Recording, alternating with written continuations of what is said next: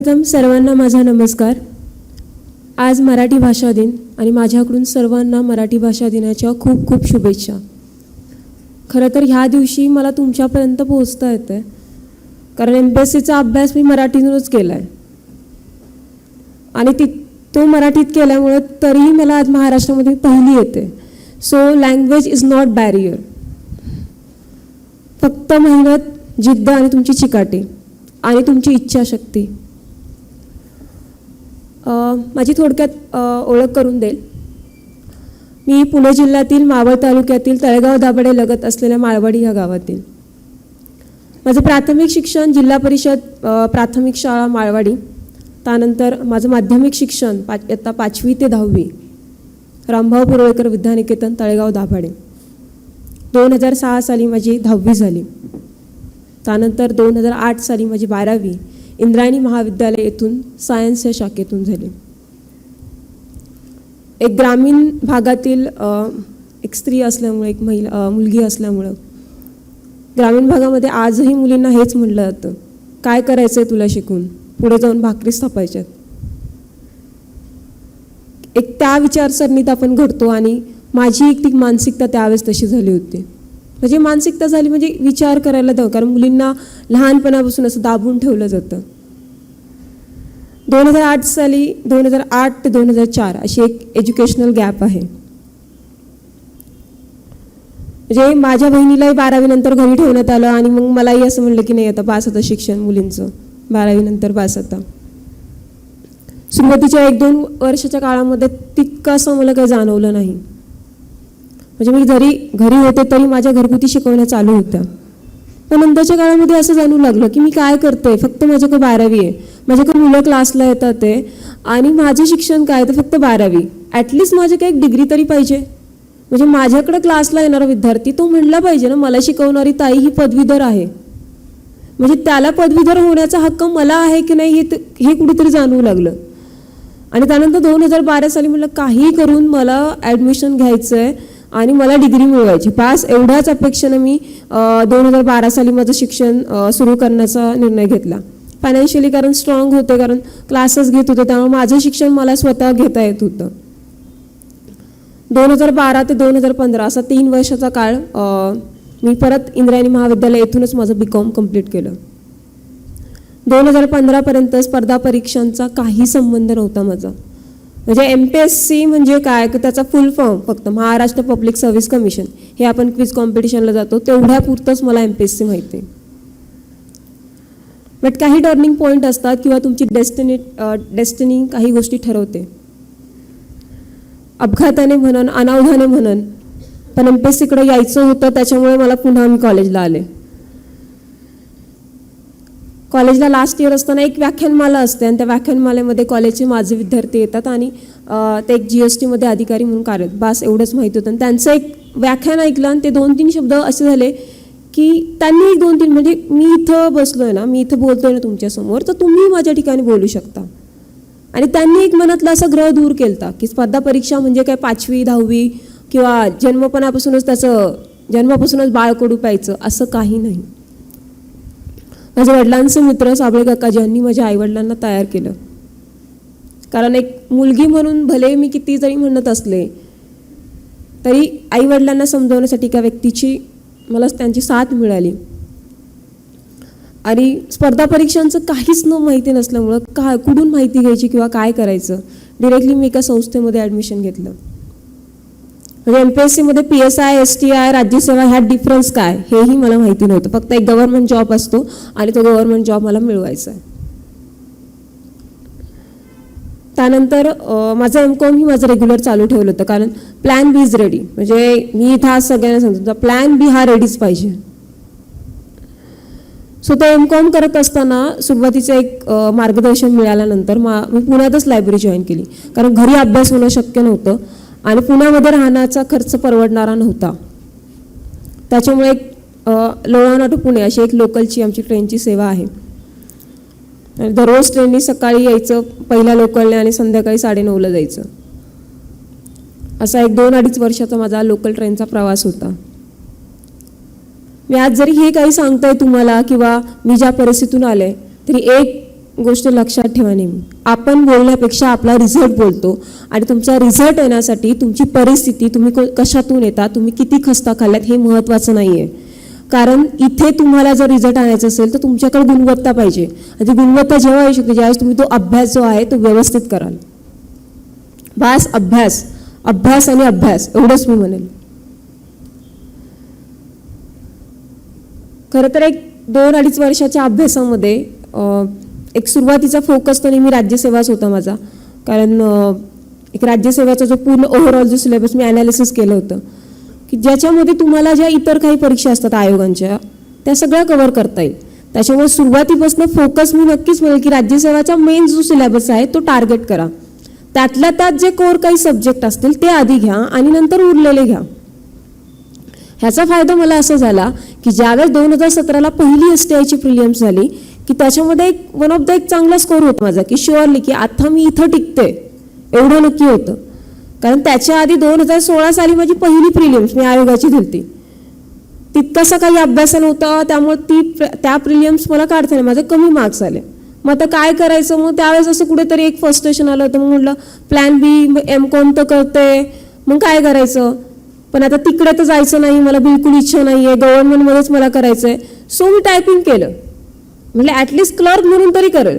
कारण कसं असतं, जोपर्यंत तुम्हाला कोणतीही पोस्ट मिळत नाही तेव्हा क्लर्क असेल, तलाठी असेल, ही कलेक्टर सारखीच असते. त्याच्यामुळे हे असं झालं की ॲटलिस्ट मी इथून जाण्याचं मी दुसरीकडून करून नाही, इथेच येईल. म्हणजे गव्हर्नमेंट कलेक्टर असेल किंवा तलाठी असेल पण इथंच असेल. 2017ला ज्या MPSC म्हणजे खूप लकी इयर असं म्हणेन 2017. ॲक्च्युली 2019 सुद्धा खूप लकी इयर आहे, त्याचा खूप जास्त विद्यार्थ्यांनी फायदा घ्यावा. 2017मध्ये विविध अनेक जाहिराती आल्या की ज्यामध्ये मला म्हणजे 2017चा कोणताही महिना असा नव्हता की ज्यामध्ये प्री किंवा मेन्स काहीतरी दिलंय प्रत्येक महिन्यामध्ये. आणि 2018मध्ये एक 1.5 महिन्यामध्ये माझे 5ही पोस्टचे रिझल्ट आले.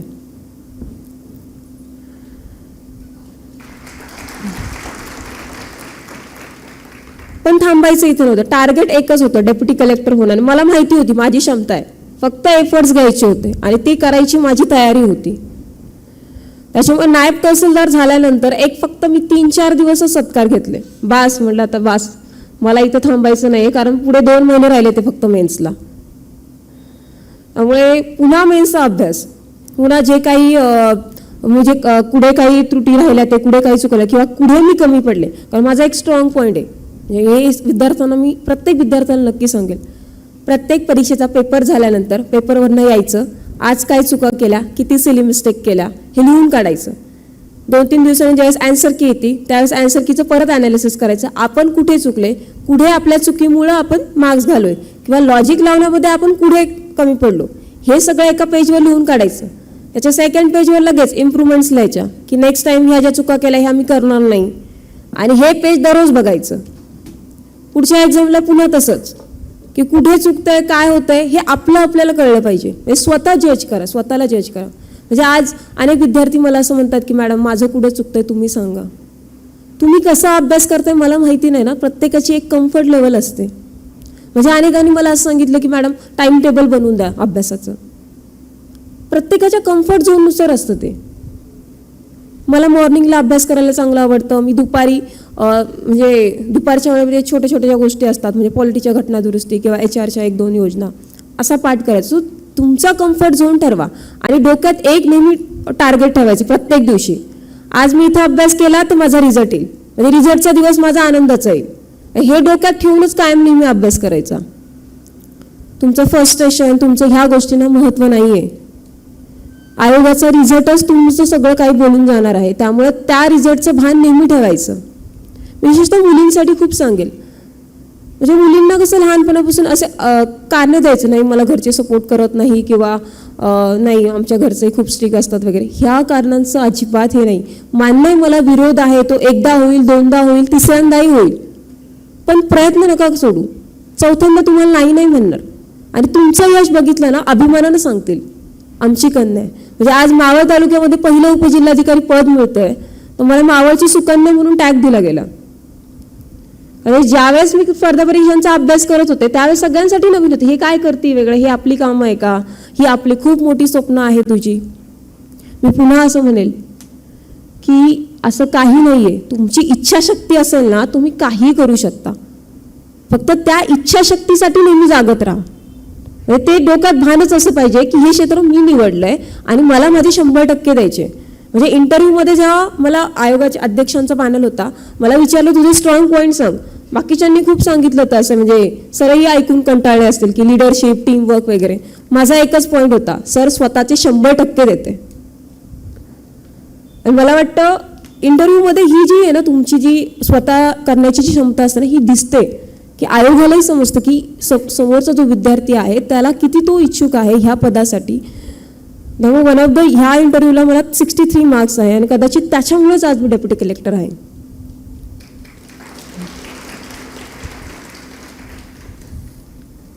एकंदरीत प्रवास हा तुमच्याशी मी शेअर केला. मी जास्त न वेळ घेता जी राज्यसेवा मुख्य परीक्षेची तयारी आहे त्याविषयी जास्त बोलेल. आणि आज तुम्ही खूप लकी आहात की एक विद्यार्थी ज्यावेळेस ह्या परीक्षेतून जातो तो विद्यार्थी खूप चांगलंपणे एक्सप्रेस करू शकतो. कारण आम्ही अनुभवलंय ना ते 2 तास जे असतात ना आपले गोल करायचे परीक्षेचे, सगळं काही असतं. म्हणजे ते डायलॉग आहे ना शाहरुख खानचा 70 मिनिट हो, तसं त्या टाईपमध्ये. म्हणजे मी तर असं म्हणेल की म्हणजे तुमची वर्षाची मेहनत आहे ना त्या 2 तासात लावायची असते. आणि तिथं जर तुम्ही कारणं केलेलं नाही, माझे सिली मिस्टेक झाल्या वगैरे, ह्याला काही नाही. कारण 1 मार्काने तुम्ही पुढे येऊ, म्हणजे रिझल्टच्या लिस्टमध्ये येऊ शकता किंवा रिझल्टच्या बाहेर असू शकता. त्यामुळे म्हणजे तुम्ही तिथं प्रिकॉशन घेतल्याच पाहिजे. आणि हे बहाणे अजिबात करायचे नाही. म्हणजे स्वतःचे लाड बिलकुल नाही करायचे. हे मी कधी केले. त्रास होतोय होऊ द्या, आयुष्याची 3 वर्षच फक्त त्रास घ्यायचा आहे तुम्हाला. आणि ही आत्ताच वेळ आहे. म्हणजे माझं ग्रॅज्युएशन वयाच्या 25व्या वर्ष झालंय, पण तरी मी MPSC मध्ये येण्याचा निर्णय घेतला होता.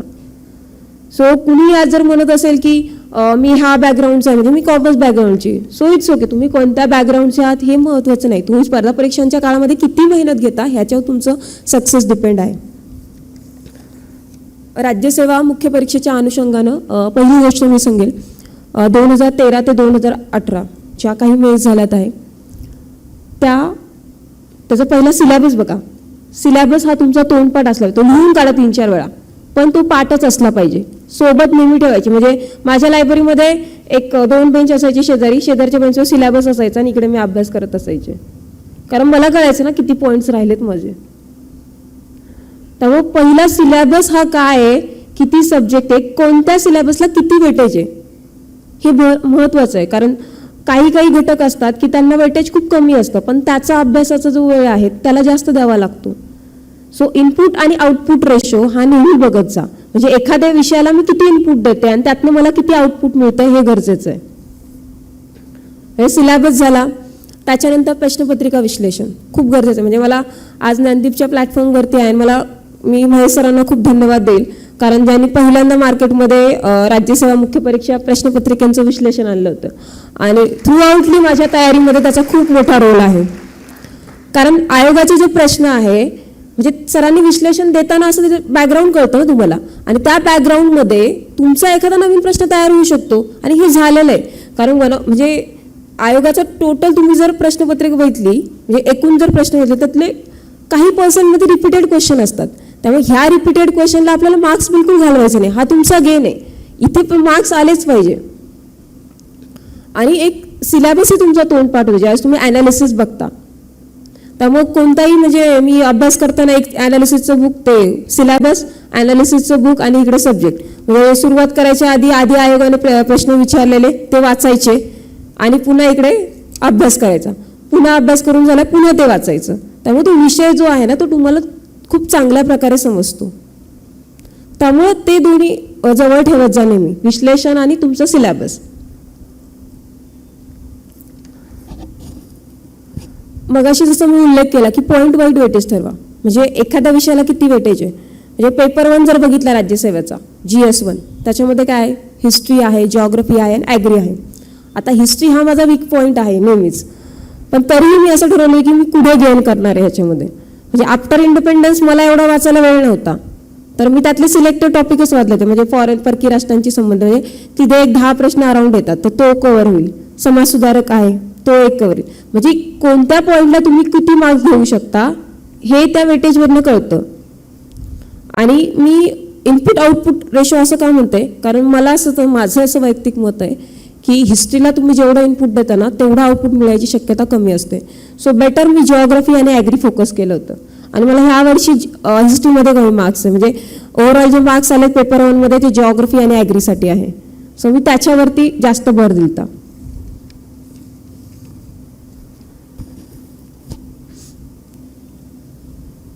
सराव प्रश्न खूप गरजेचं आहे. म्हणजे जो काही तुम्ही राज्यसेवेचा अभ्यास करणार आहात त्याच्यासाठी एक टॉपिक वाचल्यानंतर आयोगाचं तुम्हाला वाचायचंच आहे, पण सराव प्रश्न तेही तितकेच गरजेचं आहे. आता नुकतीच 17 फेब्रुवारीला तुमची प्रिलियम्स झाली आहे. एक 4 महिन्याचा कालावधी तुमच्याकडे आहे. सो प्लॅनिंग करताना पहिल्यांदा ह्याच पद्धतीने करा की प्रिलियम्सचे जे कोर सब्जेक्ट आणि राज्यसेवेचे जे ॲडिशन होतात ते आधी बाजूला काढा. म्हणजे कोर सब्जेक्ट कोणते तुमचे साधारणतः हिस्ट्री, जिओग्राफी, पॉलिटी आणि इकॉनॉमिक्स जे बऱ्यापैकी तुम्ही कव्हर केलेत. ते उरलेले ॲडिशनचे सब्जेक्ट कोणते आहे? पेपर 3 तर पूर्णपणे नवा आहे आपल्यासाठी, म्हणजे HRD आणि HR. त्याचबरोबर पेपर 1मध्ये काय आहे? ॲग्रिकल्चरचं पार्ट नवीन आहे. पेपर 4मध्ये सायन्स टेक आहे. हे जे ॲडिशनल हे बाजूला काढा.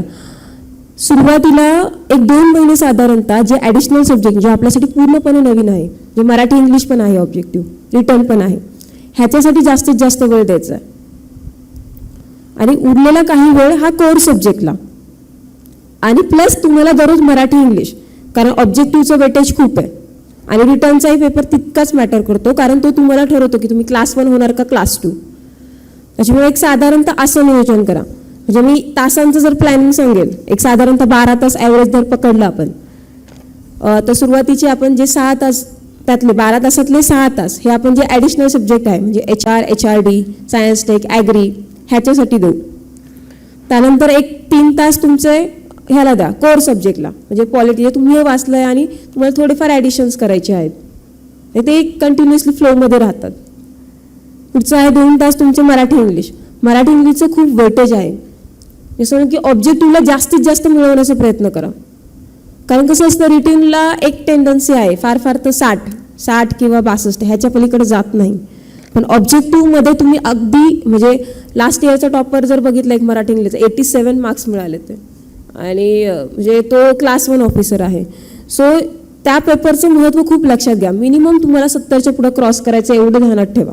म्हणजे 80 जर आणले तर बेंचमार्क ठरेल तो मराठी इंग्लिशला.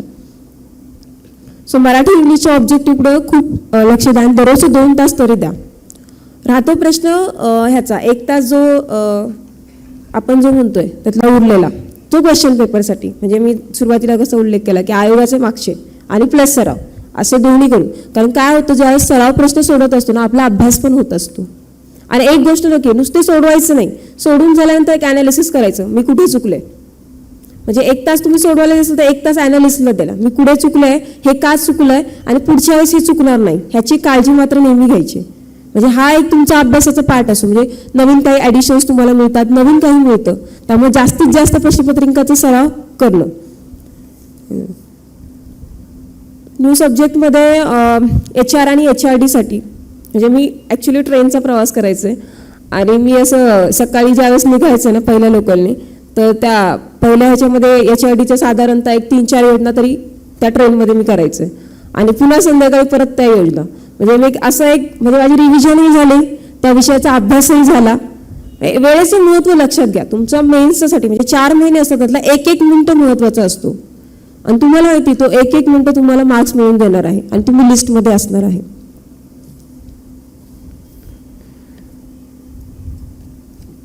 HR HRDसाठी एक अजून एक स्ट्रॅटेजी मी एक सांगेल. म्हणजे योजना तर मी दररोज करत होते, पण असं लिंक करा सिलेबस. म्हणजे पॉलिटीचा काही पार्ट जो HR आहे म्हणजे तुमचा डबल हे नको, तो लिंक करा. म्हणजे कौटुंबिक हिंसाचार कायदा जो पॉलिटीचा पार्ट 2 मध्ये आहे तो इकडे आपल्याला महिला ह्याच्यामध्ये येतो उपयोगी. म्हणजे इथे तुमचा एक पार्ट कव्हर झाला, प्लस एज्युकेशन म्हणजे पॉलिटीमध्ये एज्युकेशन आहे आणि इकडे HRDमध्ये पण एज्युकेशन आहे. सो हे दोन्ही पार्ट असे लिंक जर सिलेबस केला ना तर स्मार्ट वर्क ह्यालाच म्हणतात. सिलेबस लिंक केला तुमचे कष्टही वाचतात, वेळही वाचतो आणि आउटपुटही चांगलं मिळतं. त्याच्यामुळे असं शक्यतो लिंक करण्याचा प्रयत्न करा.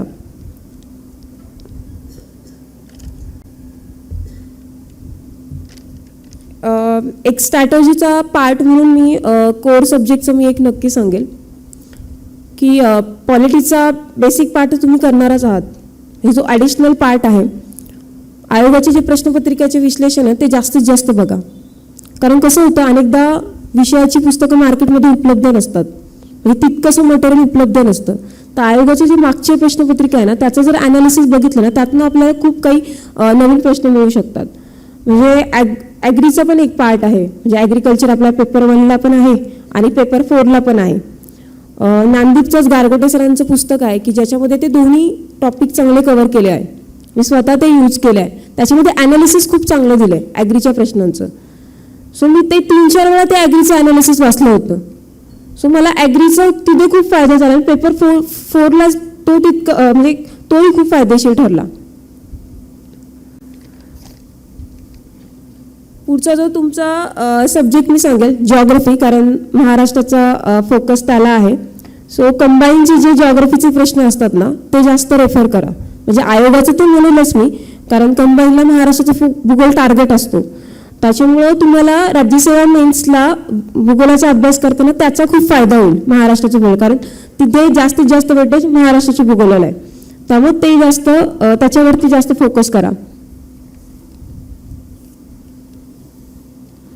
आता एक म्हणजे गेल्या 2 वर्षापासून जर पॉलिटीच्या पेपर बाबतीत जर बोलायचं म्हणलं तर पेपर 2मध्ये जो पॉलिटीचा नवीन पार्ट येतो की ज्याच्यामध्ये कायदे हे जास्त वेटेज आहे. म्हणजे साधारणतः एक 15 ते 16 प्रश्न कायद्यांवरती येतात. तर तुमच्या दररोजच्या शेड्यूलमध्ये ते कायदे कव्हर करण्याचा प्रयत्न करा. म्हणजे आज एक कायदा केलाय तर पुन्हा 3-4 दिवसांनी एक कायदा, आणि त्याचं रिव्हिजन ठेवा. कारण आता खूप डीपली चाललेत, म्हणजे सब सेक्शन विचारतात ते. म्हणजे 2A काही मेन जर दिली असेल तर त्यांना अनुभव असेल की मेन्सला ते किती डीपमध्ये चाललं ते. सो तुम्ही त्या डीपमध्ये जाण्याचा प्रयत्न करा. म्हणजे आत्ता जर प्रिलियमचा पेपर बघितलं तर त्याच लेवलचा होता मी म्हणेल.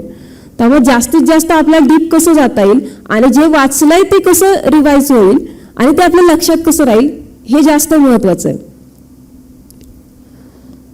प्लॅनिंग पहिले 2 महिने ॲडिशनल सब्जेक्ट प्लस कोर सब्जेक्टला थोडा वेळ, आणि पुढचे जे 2 महिने आहे ते तुमचे ॲडिशनल प्लस कोर सब्जेक्ट ह्या दोन्हींची तुमची रिव्हिजन बसली पाहिजे. आणि ह्याच्यामध्ये तुम्हाला प्रश्नपत्रिकाही सोडवायची आहे. म्हणजे शेवटच्या 2 महिन्यामध्ये तो जो प्रश्नपत्रिका सोडवायचा आहे त्याचा स्पीड तुम्हाला वाढवायचा आहे. तर कारण 150 मार्क्स प्रश्न असतात, 2 तास असतात. तुमचं पॉलिटीला प्रश्न वाचून होत नाही काहींचे, त्याच्यामुळे पेपर कव्हर होत नाही. त्याच्यामुळे प्रश्न वाचायचा, ते गोल करायचा, ह्याची सगळी प्रॅक्टिस करा. म्हणजे माझी एक स्ट्रॅटेजी सांगते की मी सुरुवातीला पेपर सोडून घ्यायचे, गोल नव्हते करत मी. कारण मला असं वाटतं की प्रत्येक प्रश्नानंतर गोल करणं वेळ जायचा, कारण इथे 2-2 मिनिटं महत्त्वाचे असतात तुम्हाला. त्याच्यामुळे एक सुरुवातीला अटेम्प्ट देताना जेवढे तुम्हाला पटपट येतात तेवढे मार्क करून घ्या आणि एक सलगपणे मी गोल करायचे. तर तसं जर केलं तर वेळही वाचतो. आणि सेकंड राऊंडला येताना कुठे माझे राहिले ते किंवा कुठे मी लॉजिक लावू शकते हे बघा.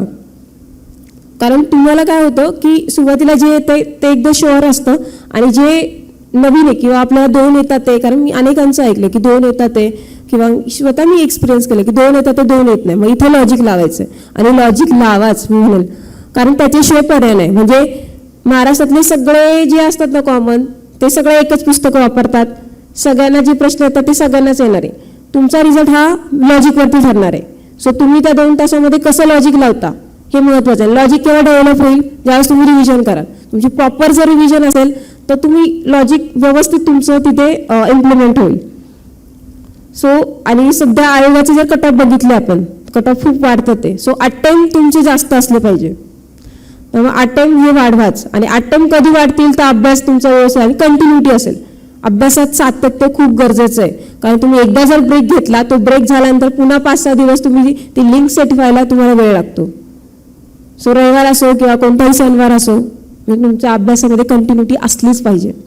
विशेषतः मेनच्या काळामध्ये तर मी म्हणते तुम्ही कुठेही म्हणजे कधी स्ट्रेस आला तर इट्स ओके, पण इतर वेळेस ब्रेक वगैरे घेण्याच्या फंदात नका करू. कारण मेन्सची अशी संधी असते की तुम्हाला एकदाच मिळणारी असते, आणि एवढं ठरवा ही माझी शेवटची मेन्स असेल, म्हणजे मला पुढची मेन्स द्यायची गरजच नाही पडणार, माझा अभ्यास असा असेल हे मनात कायम ठेवायचं.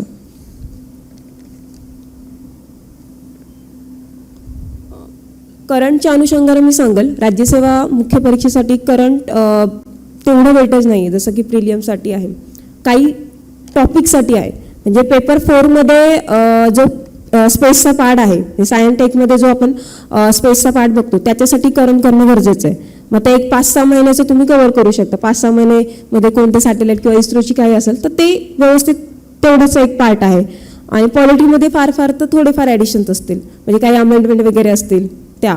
आणि पेपर 3च्या अनुषंगानं काही योजना आलेली असेल. म्हणजे लास्ट इयर एक एक्झाम्पल देते, समग्र शिक्षा अभियान आमच्या मेन्सच्या काळाच्या आधीचे त्याच्यामध्ये तो बदल झाला होता. म्हणजे आधीचं सर्व शिक्षा अभियान असेल किंवा माध्यमिक शिक्षण ह्यांचं इंटिग्रेट करून एक अभियान केलं तर त्याच्यावरती तो प्रश्नही येऊन गेला. सो असे काही चेंजेस असतील तेवढे बघा. करंटला जास्त वेळ देऊ नका, फक्त सिलेक्टेड टॉपिक्सचं जे आहे ना करंट तेवढं करा.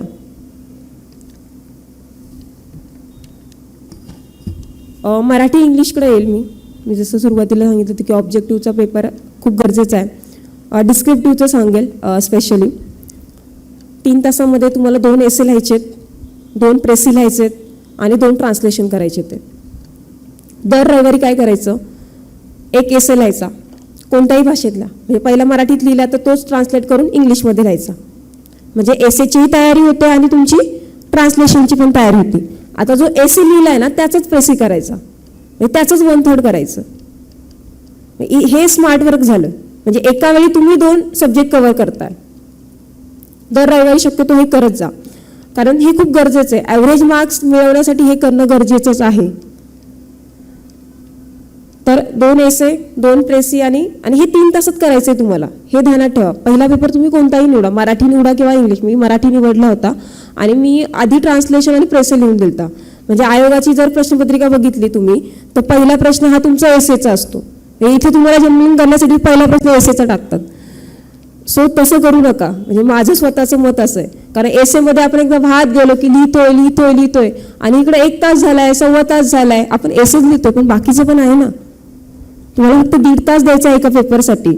सो मी पहिल्यांदा ट्रान्सलेशन लिहायचे, एसेचे पेपर सोडून एक ट्रान्सलेशन लिहायचे, त्याच्यानंतर प्रेसी घ्यायचे आणि प्रेसी घेतल्यानंतर एसे यायचे. त्याच्यामुळे वेळही वाचायचा. साधारणतः आता माझा अभ्यास मराठी मीडियममध्ये असल्यामुळे इंग्लिशची तेवढी रायटिंगची, कॉलेजला असताना इंग्लिश होतं रायटिंग पण इथे एवढी नव्हती. सो मी साधारणतः एक 1.5-2 तास माझ्या मराठीसाठी असायचं आणि उरलेलं इंग्लिशसाठी. इंग्लिशलाही सेम स्ट्रॅटेजी, आधी ट्रान्सलेशन करायचं, प्रेसे करायचं नंतर एसे घ्यायचा. ह्यावर्षी मलाही त्याच्यामध्ये 56 मार्क, लास्ट टाइम मला 45 होते, तर ह्यावेळेस मला 56 मिळाले ते. आणि हे खूप चांगलं आहे. 50च्या पुढे आयोगाच्या परीक्षेमध्ये 50च्या पुढे मार्क्स मिळवणं डिस्क्रिप्टिव्हला हे खूप चांगलं मानलं जातं. सो तुम्ही त्याची व्यवस्थित तयारी करा.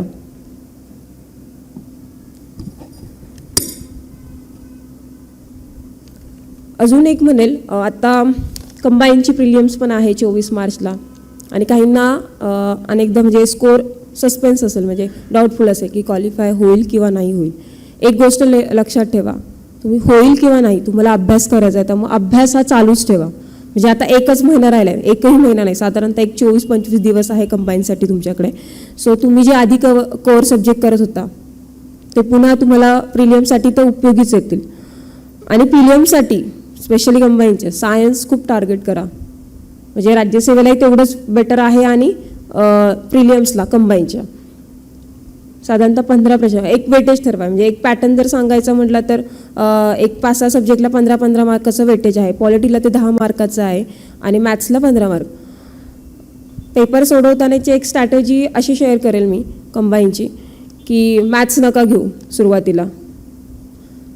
तुम्ही मॅथ्स अर्धा तास तेच करत बसता आणि आयोगाचं तसंच असतं की तुम्ही कसा वेळ घालवताय मुलांचा वगैरे. सो त्याला असं काही बळी पडू नका. सुरुवातीला तुमचे 85 प्रश्नामध्ये किती जेवढे अटेम्प्ट होतात तेवढे बघा, एक राऊंड त्याचा होईल तुमचा. एक राऊंड नंतर मग तुम्ही मॅथ्स म्हणजे जेवढे तुम्ही सोडवले त्याचं मार्किंग करून घ्या, पुन्हा एकत्र मार्किंग करा. सिंगल करायला खूप वेळ जातो, एकत्र जर बंचमध्ये केला तर तुमचा वेळ नाही जाणार. त्यानंतर तुम्ही मॅथ्स खेळते साधारणतः 11:35 वगैरे किंवा 11:30 तुम्ही, म्हणजे पूर्वी 11 ते 12 टायमिंग होतं ना, आता 10 ते 11 झालं. एक साधारणतः अर्धा तासाने तुम्ही मॅथ्स येऊ शकता. मग त्यावेळेस तिथेही तुम्ही असं ठरवा की एक 10 ते 15 जेवढे तुम्हाला सोडवता येईल तेवढे सोडवा. एक पेपर तुमचा ओव्हरऑल कव्हर झाला.